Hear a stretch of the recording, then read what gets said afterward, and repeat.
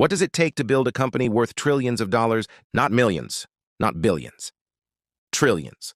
As of July 2026, NVIDIA, Apple, and Alphabet were each valued above $4 trillion, while Microsoft and Amazon were valued at roughly $2.9 trillion and $2.6 trillion, respectively.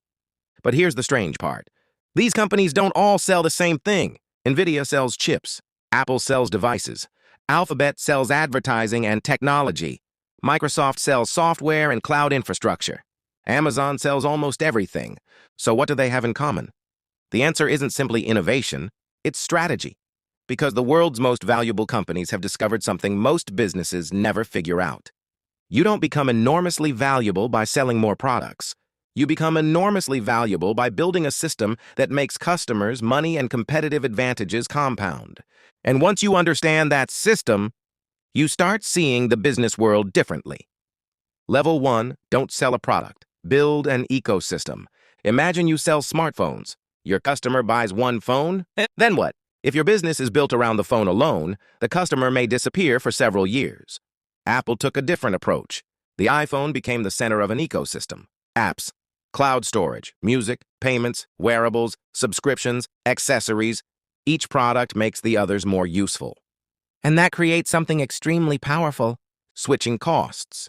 The more deeply a customer becomes integrated into an ecosystem, the harder it becomes to leave. This is one reason ecosystems are so valuable. A company isn't simply selling a product anymore. It's building an environment around the customer. And the world's biggest companies repeatedly use this strategy. Microsoft connects Windows, Microsoft 365, Azure, LinkedIn, Dynamics, gaming, and AI services. In fiscal 2025, Microsoft's cloud revenue reached $168.9 billion, while Azure and other cloud services grew 34%. The strategy is simple. Get the customer in, give them more reasons to stay, then keep adding services around them. That's how one transaction becomes a relationship, and relationships are worth far more than transactions.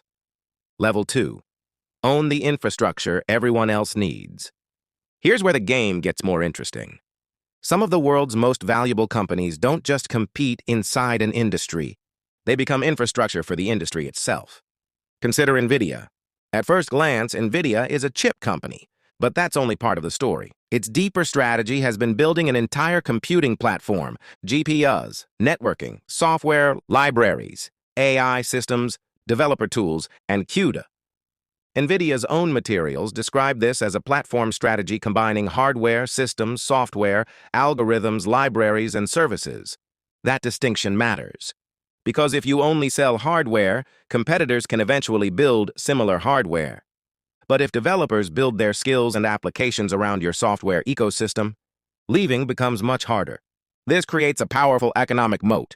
The company isn't just selling the shovel, it's helping define the entire mining operation. And NVIDIA's rise demonstrates the power of positioning yourself at a critical bottleneck. The AI industry needs computing. Cloud companies need AI infrastructure. Researchers need GPUs. Businesses need AI systems. And suddenly, one company's technology sits underneath an enormous part of an emerging economy.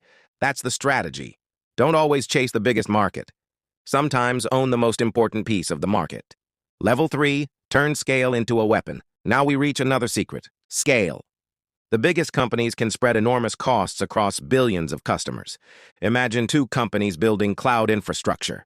Company A serves 10,000 customers. Company B serves millions. Both have to build data centers. Both hire engineers. Both develop software. Both spend billions on research. But the second company can distribute those costs across a much larger revenue base. This creates an advantage. And then the advantage compounds. Amazon is a perfect example. The company began with online books, then expanded into e-commerce, then logistics, then advertising, then cloud computing. Amazon Web Services became one of the company's most important engines. And now Amazon isn't simply an online retailer. It operates infrastructure used by businesses around the world. Recent results have shown the importance of AWS and AI to Amazon's valuation, with AWS growth becoming a major driver of investor expectations. This reveals an important principle. Scale doesn't just make a company bigger. It can make the company structurally harder to compete with. More customers create more revenue. More revenue funds more infrastructure. More infrastructure improves the service. Better service attracts more customers. And the cycle repeats. That's a flywheel. And once a flywheel becomes powerful enough, competitors aren't simply competing against a product. They're competing against decades of accumulated scale. Level 4. Control the distribution. Here's another strategy hiding in plain sight. Distribution. You can have the best product in the world, but if you don't control how customers discover, buy, and use it, someone else can capture the value. Google understood this early. Its search engine became a gateway to the internet. That gateway created enormous advertising power. You search. Google understands your intent. Advertisers pay to reach you. Then the money funds more infrastructure, products, research, and acquisitions. The same principle appears elsewhere. Apple controls a massive consumer hardware ecosystem. Microsoft controls major enterprise software relationships. Amazon controls enormous portions of digital commerce and logistics. Meta controls major social platforms. The specific products differ. The strategic principle doesn't. Control the customer relationship. Because whoever controls distribution often controls the economics. Think about a movie theater. The filmmaker creates the movie, but the theater controls access to the audience. Or think about a marketplace. Thousands of sellers may provide the products, but the marketplace controls the traffic. That's why distribution can become more valuable than production. And the world's most valuable companies understand this extremely well. Level 5. Don't just follow trends. Position yourself before the explosion. Now comes the most important lesson.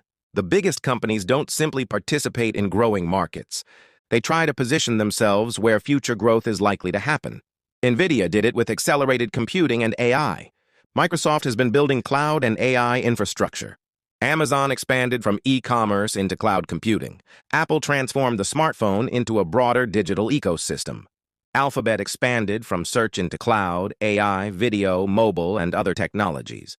The pattern is clear. These companies repeatedly ask, where is the next trillion-dollar opportunity? Then they spend years building capabilities before the opportunity fully arrives. This is why long-term strategy can look irrational in the short term. A company might spend billions building infrastructure that seems unnecessary until demand suddenly explodes. Then everyone asks, how did they get there so quickly? They didn't. They started years earlier. Microsoft, for example, says it now operates more than 400 data centers across 70 regions and has continued expanding AI-focused infrastructure. That's not a strategy designed for next quarter. It's a strategy designed for the next decade. And this is where business strategy connects directly to investing. Investors aren't simply buying today's profits. They're buying expectations about tomorrow's profits. That's why market capitalization can rise dramatically before the full economic opportunity has materialized. The market is constantly asking, what could this company become?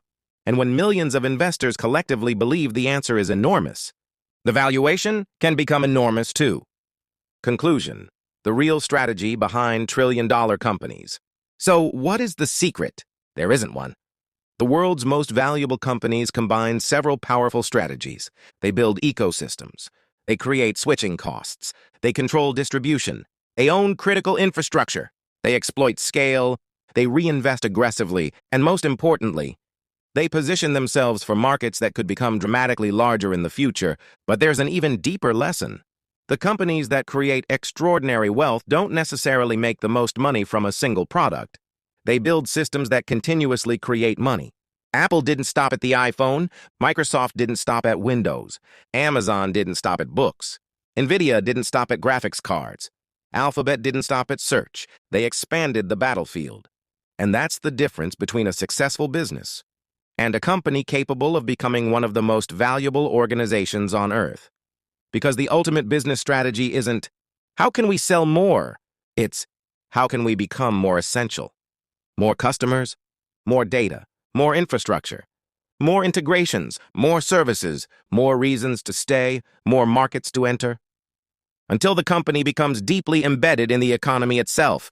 And when that happens, growth stops being a straight line. It becomes a flywheel. One advantage creates another. That advantage creates another.